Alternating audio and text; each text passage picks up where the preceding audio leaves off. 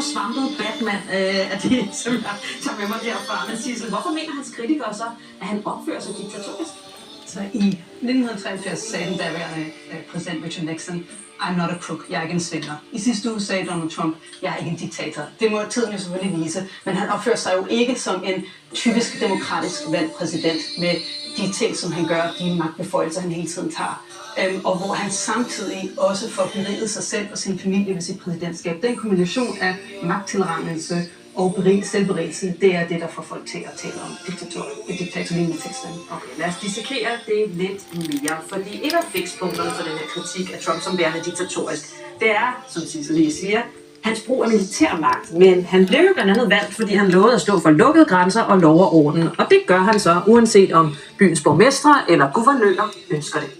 Trump har allerede indsat 800 soldater fra Nationalgarden i USA's hovedstad Washington D.C. for at forhindre kriminalitet. Og tidligere på sommeren satte Trump jo også Nationalgarden i den kaliforniske storby Los Angeles efter uroligheder og demonstrationer der. Og han har sagt, at han overvejer at gøre det samme i sin gamle hjemby, New York. Senest har han luftet ideen om at indsætte Nationalgarden i delstaten Illinois' millionby Chicago, men det skal Illinois' guvernør ikke bede om. Mr. President, do not come to Chicago.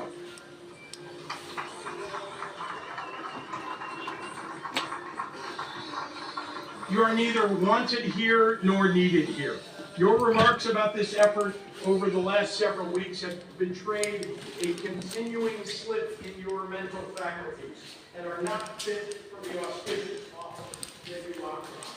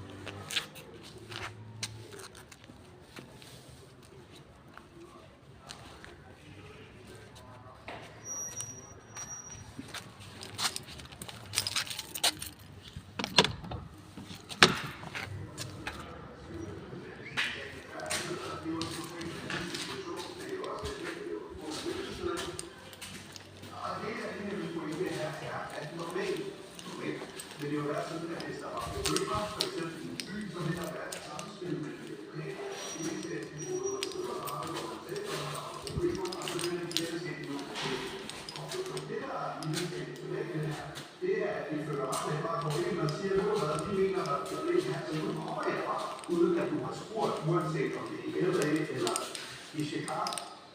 Og der er vi bare tilbage til, at Trump benytter det her meget strategisk. Hvis han virkelig er bekymret for kriminalitet, så kan han tage alle mulige andre steder ind, til nogle af sine partifæller, til Louisiana, til Oklahoma, til andre steder. Altså røde stater. Røde stater. Men der kommer han jo sjovt nok ikke og truer med Nationalgarden og siger, hvis I ikke får styr på jeres situation i forhold til kriminaliteten, så kommer Nationalgarden altså rullende hjem.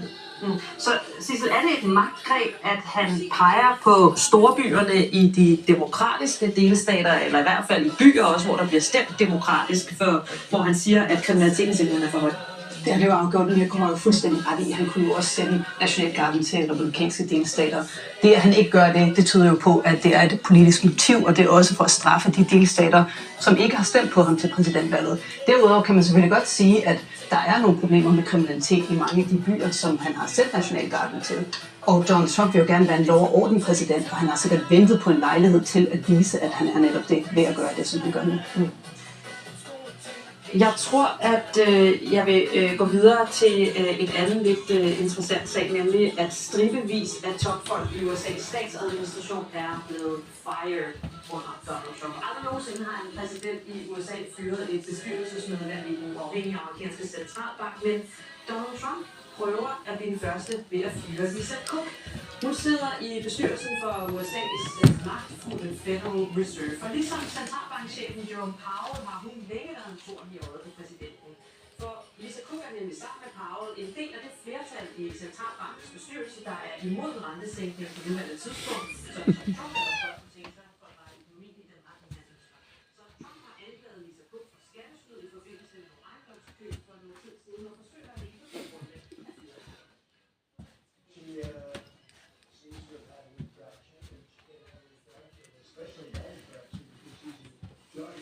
think about it, mortgage is that we need people that are 100% above board, and it doesn't seem like you. Hvad er det, der sker her?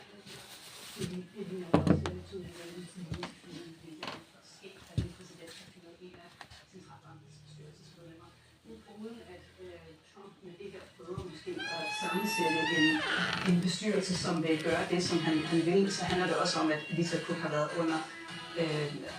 under kritik for at være for optaget af diversitetspolitik osv. Så det hun har længe, som du også nævnte, var en noget på Trump-regeringen, og det er så et forsøg på at prøve at styre centralbanken ind på en kurs, som Trump vil have. Altså, man har være mere medgørlig, Mirko.